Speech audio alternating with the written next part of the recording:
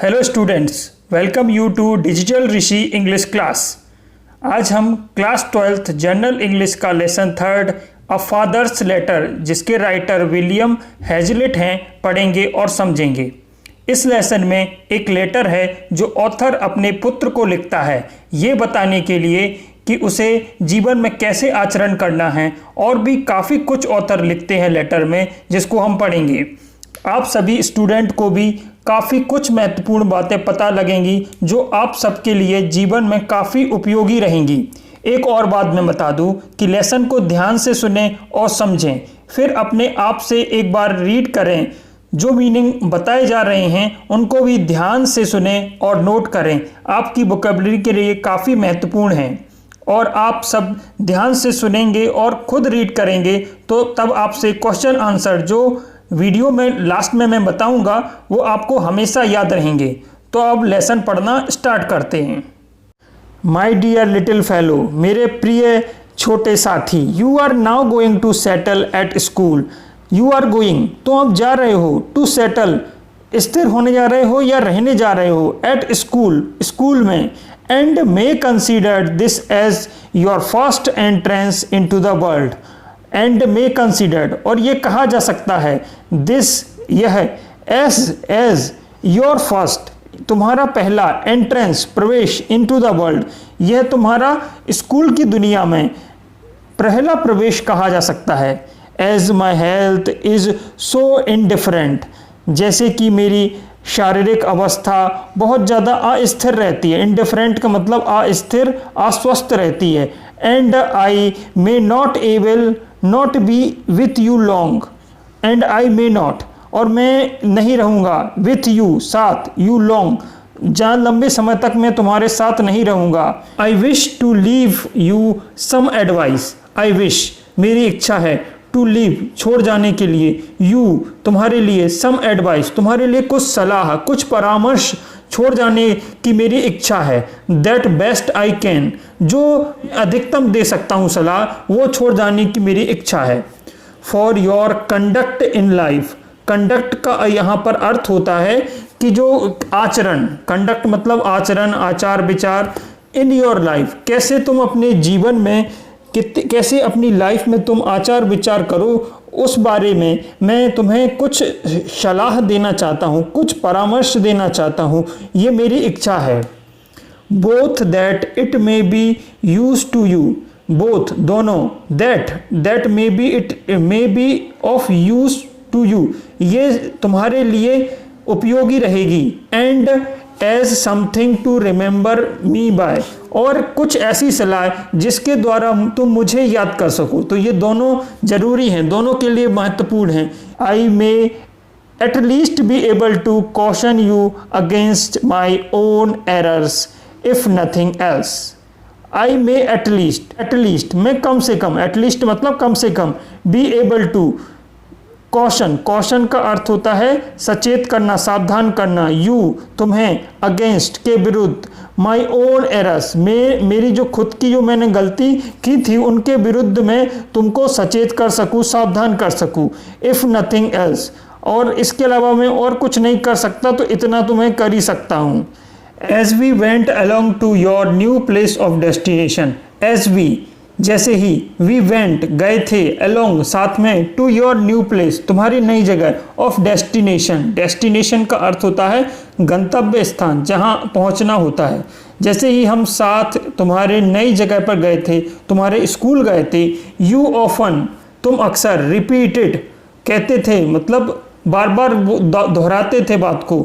That you ड्रस्ट says, तुम बहुत हिम्मत पूर्वक कहते थे।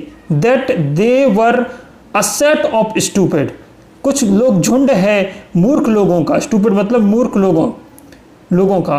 and disagreeable people, और जो तुम्हारी बातों को नहीं मानते, असहमत होते हैं तुम्हारी बातों से, उन लोगों का। meaning the people at school, मतलब तुम्हारे जो स्कूल के लोग हैं उनके बारे में, जो विद्यार्थी हैं उनके बारे में तुम ऐसा बोलते थे। You were to blame in this, blame का अर्थ होता है दोष। यू वर टू, तुमको दोष दिया जा सकता था, इन दिस, इसमें। It is a good old rule to hope for the best. It is यह है, गुड अच्छा, ओल्ड रूल पुराना नियम, to hope for the best, hope मतलब आशा करो, बेस्ट अच्छे की हमेशा उम्मीद करो, ये एक अच्छा नियम है। Always my dear believe things to be right till you find them to the contrary. Contrary मतलब होता है विपरीत। ऑलवेज हमेशा, माई डियर मेरे प्रिय, बिलीव विश्वास करो, थिंग्स चीज़ों को, टू बी राइट कि वो सारी चीज़ें सही होंगी, टिल जब तक, यू फाइंड तुम नहीं पाते, देम टू द कॉन्ट्रेरी तब तक तुम उनको विपरीत नहीं पाते, तब तक उनको सही मानो, एंड इवन देन और तब भी, इंस्टीड ऑफ इरिटेटिंग, इरिटेटिंग मतलब परेशान होना, तंग होना, तो instead of irritating your self against them उनके विरुद्ध परेशान हुए बिना, एंडोवर, एंडोवर मतलब कड़ी मेहनत करो, प्रयास करो, to put up with them as well as you can, और प्रयास करो कि उनके साथ रहो, पुट अप विद देम उनके साथ रहने का प्रयास करो, as well as you can जितना तुम रह सकते हो। If you can't alter them अगर तुम उन चीज़ों को बदल नहीं सकते, अल्टर का मतलब होता है पलट देना या बदल देना कोई सिचुएशन को, अगर कोई तुम सिचुएशन को बदल नहीं सकते तो उसके साथ संतुलन बना के रखो, उसके साथ अनुकूलन बनाओ, उसके साथ रहना सीखो। You said you were sure you should not like the school where you are going. You said तुम कहते थे, यू वर श्योर तुम बहुत निश्चित थे, श्योर मतलब निश्चित होना, you should not like the school तुम पसंद नहीं करोगे विद्यालय को, वेयर यू आर गोइंग जहाँ तुम जा रहे हो। दिस वॉज रॉन्ग यह गलत था। What you meant was that you did not like to leave home. What is क्या था, यू मेंट तुम्हारा मतलब क्या था, वॉज दैट यह था कि, दैट यू डिड नॉट तुम नहीं, लाइक टू लीव होम तुमको घर छोड़ना पसंद नहीं था, यही असली मतलब था तुम्हारा, इसलिए तुम्हें स्कूल पसंद नहीं आ रहा था। But you could not tell whether you should like the school or not till you had given it a trial. You could not तुम नहीं कह सकते, टेल मतलब कहना, whether you should like the school कि तुमको वो विद्यालय पसंद आएगा कि नहीं आएगा, और नॉट टिल यू जब तक कि, you had given it try जब तक तुम उसका परीक्षण नहीं कर किया तब तक तुम ये नहीं कह सकते कि अच्छा होगा स्कूल या नहीं होगा स्कूल। ट्रायल का मतलब होता है परीक्षण या फिर परखना, है ना। अदरवाइज अन्यथा, यू आर सेइंग तुम कह रहे हो, that you should not like it कि तुम्हें वो पसंद नहीं आएगा। इट वॉज डिटरमाइनिंग ये तुम्हें बताता है, डिटरमाइन का अर्थ होता है निर्धारित करता है। इट वॉज डिटरमाइनिंग ये तुम्हें निर्धारित करता है, that you would not like it कि तुम अवश्य ही उसे पसंद नहीं करोगे। नेवर एंटीसिपेट ईवल कभी भी अनिष्ट की आशंका मत करो, नेवर कभी भी, अनिष्ट, एंटीसिपेट मतलब पूर्व अनुमान करना, ईविल मतलब बुराई को या अनिष्ट को, कभी भी बुराई या अनिष्ट को कभी भी आशंका नहीं करनी चाहिए। और हमें भी अपनी ये ध्यान रखना चाहिए कि कभी भी हमें ये नहीं सोचना चाहिए कि ये बुरा होगा, ये होगा, वो होगा, हमें हमेशा अच्छे की भावना रखनी चाहिए कि सब अच्छा होगा।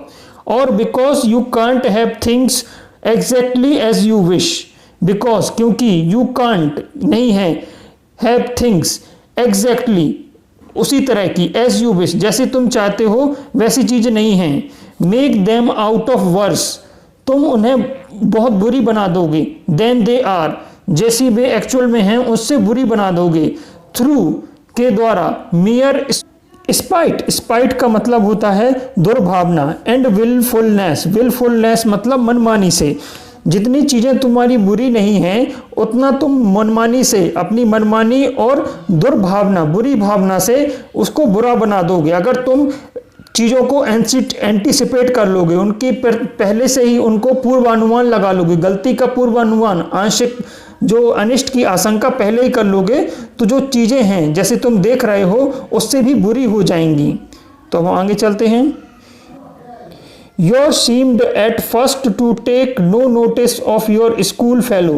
You seemed तुम दिख रहे थे, at first पहले, to take लेना, नो नोटिस, नो नोटिस मतलब कोई भी उनका ध्यान नहीं दे रहे थे, नोटिस मतलब ध्यान देना। योर स्कूल फेलो, अपने जो स्कूल के जो साथी हैं उन पर कोई ध्यान नहीं दे रहे थे। और rather to set yourself against them, और उनकी तरफ तैयार कर रहे थे, मतलब उनके अगेंस्ट खुद को तैयार कर रहे थे, योर सेल्फ अगेंस्ट देम, उनके विरुद्ध। बिकॉज दे वर स्ट्रेंजर, क्योंकि वो लोग अजनबी थे, टू यू, तुम्हारे लिए। दे न्यू एज लिटिल, वो लोग तुम्हारे जानते थे, एज लिटिल, इतना कम, ऑफ यू, तुम्हारे बारे में, as you did of them, जैसा कि तुम उनके बारे में थोड़ा जानते थे। So this would have been a reason, so इसलिए दिस वुड हैव बीन, यह है एक रीज़न, कारण है, for their keeping aloof from your age well, यह रीज़न है, यह कारण है जो बनाता है, कीपिंग अलॉफ मतलब दूर रहना, फ्रॉम यू, तुमसे, as well, which you would have felt as hardship, जो तुम्हें कठिनाई परेशानी जो तुम्हें आ रही थी वो यही थी कि वो लोग तुम्हें नहीं जानते थे और ना तुम उनको जानते थे, इसलिए अलग अलग दूरी बनाए रखे हुए थे और यही परेशानी तुम्हें महसूस हो रही थी।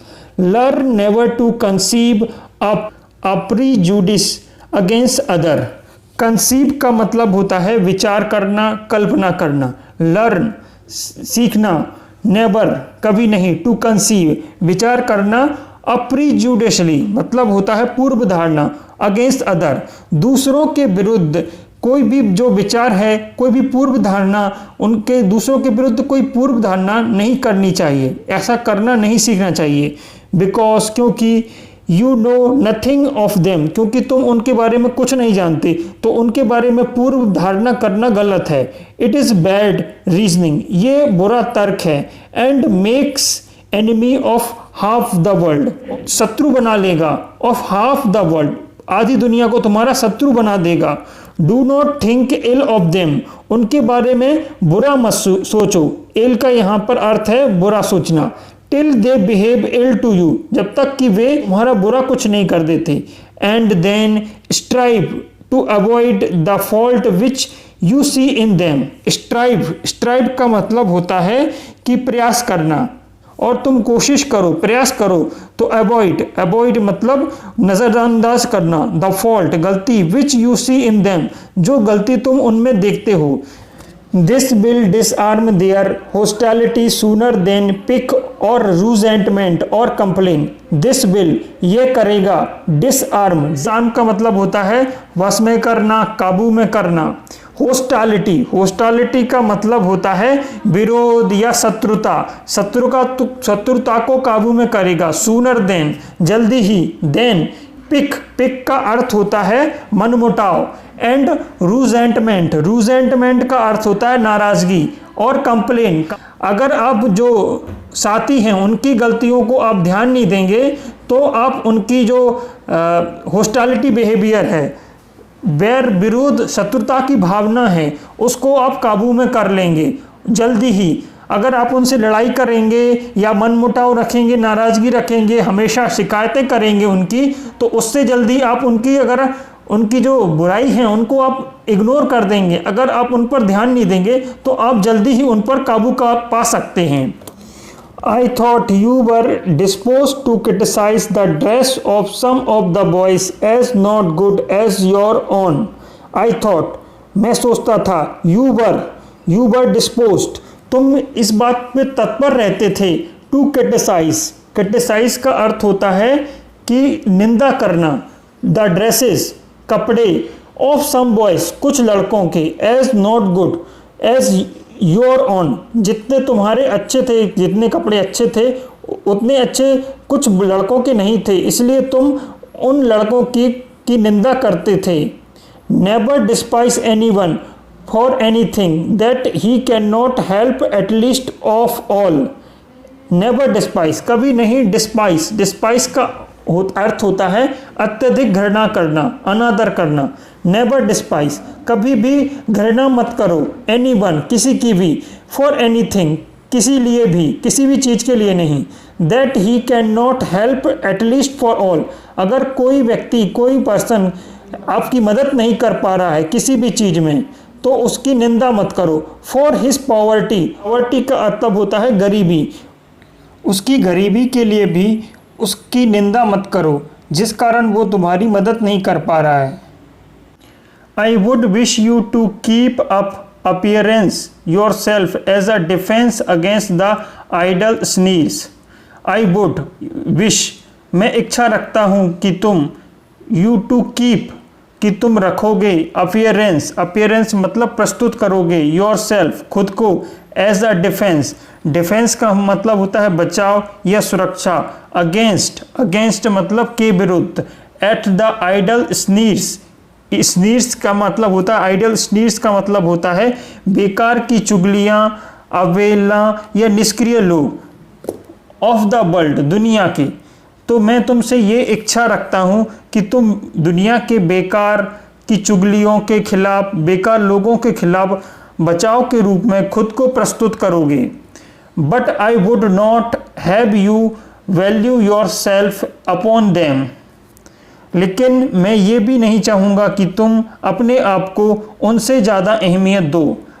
I hope you will neither be dupe, dupe मतलब होता है धोखा खाना या छले जाना, नॉर विक्टम, विक्टिम का अर्थ होता है पीड़ित, ऑफ वल्गर, अभद्र, प्रूजुडिसेस मतलब होता है जो पूर्व धारणा। तो मैं ऐसी आशा करता हूँ कि ना तो तुम छले जाओगे और ना तुम पीड़ित होगे बुरी पूर्व धारणा के। Instead of saying above, neither despise anyone for anything that he cannot help. Instead of saying, मैंने ये कहने की जगह, इंस्टीड ऑफ मतलब इसकी जगह, saying this ये कहने की जगह, never despise किसी से घृणा मत करो, anyone किसी से भी, for anything किसी भी चीज़ के लिए, he can't help जो तुम्हारी मदद नहीं कर सकता उससे कभी घृणा मत करो किसी भी चीज़ के लिए। I might have said, मैं ये भी कह सकता हूँ, never despise anyone at all, never कभी नहीं, despise मतलब घृणा करो, anyone किसी से भी, at all किसी भी तरह की घृणा किसी से भी मत करो। for contempt implies a trump over and pleasure in the ill of another. for contempt, contempt का मतलब होता है निंदा, घृणा, अपमानना। implies का अर्थ होता है अर्थ निकालना या संकेत मिलना। for contempt implies घृणा का अर्थ निकलता है a trump over जीत का, and pleasure खुशी का, in the ill of another दूसरों के दुख में खुशी का और जीत का जो अनुभव, जो फीलिंग निकलती है वो implies संकेत देती है। contempt का मतलब होता है घृणा का, निंदा का, तिरस्कार का। इट मीन्स इसका मतलब है दैट यू आर ग्लैड कि तुम खुश हो, एंड कॉन्ग्रेचुलेट योर सेल्फ और खुद को शाबाशी दे रहे हो, ऑन देयर फीलिंग उनके जो असफलताएं हैं उन पर, और मिसफॉर्च्यून्स और जो उनकी मिसफॉर्च्यून्स हैं, दुर्भाग्य हैं उन पर। The sense of inferiority, inferiority का मतलब होता है हीनता की भावना, दूसरों को कम समझने की भावना। The sense of inferiority in other दूसरों में, विदाउट बिना। दिस इनडायरेक्ट, इनडायरेक्ट का अर्थ होता है अप्रत्यक्ष, बिना बोले। अपील, अपील का मतलब कहना। To ourself is a painful feeling, painful दर्दनाक फीलिंग का मतलब महसूस करना या अनुभूति। यह बात जो अप्रत्यक्ष ना कहकर स्वयं का या प्रेम बताती है, यह स्वयं का प्रेम बताती है कि हम कितने खुद को प्रेम करते हैं और दूसरों लोगों को अपने से कम समझते हैं। और ये प्रसन्नता की बात नहीं है, इज अ पेनफुल फीलिंग, ये एक दर्दनाक अनुभूति है। नॉट एन एक्सक्लूडिंग वन, ना कि प्रसन्नता की अनुभूति है कि हम प्रसन्न हो रहे हैं दूसरों को नीचा दिखा के और उनको हीनता की भावना हम में पैदा हो रही है, प्रसन्नता की बात नहीं है, ये पेनफुल फीलिंग है, ये दर्दनाक अनुभूति है। तो पहला भाग यहीं तक रहने देते हैं। अब इस भाग से संबंधित क्वेश्चन आंसर को देख लेते हैं। पहला क्वेश्चन है, why does the author choose this occasion to advice his son. लेखक ने यह अवसर ही क्यों चुना अपने बेटे को सलाह देने के लिए। इस क्वेश्चन का आंसर होगा, he choose this occasion to advice his son because his health was indifferent and he was not sure that he would be with his son for a long time. लेखक ने यह अवसर इसलिए चुना क्योंकि उसका स्वास्थ्य अब ज़्यादा ठीक नहीं रहता था, अस्थिर रहता था और उसको पूरा विश्वास नहीं था कि वो अब लंबे समय तक अपने बेटे के साथ रहेगा, इसलिए उन्होंने ये अवसर चुना। तो ये हो गया क्वेश्चन पहले का आंसर। अब दूसरे क्वेश्चन चलते हैं। What happen if we prejudge people and future events? क्या होता है जब हम भविष्य की घटनाओं व लोगों के प्रति धारणाएं बना लेते हैं? तो इस क्वेश्चन का आंसर होगा विदाउट नोइंग, बिना जाने, अबाउट द पीपल, लोगों के बारे में, we should not conceive a pre जज against them because it is a bad reasoning and makes enemies.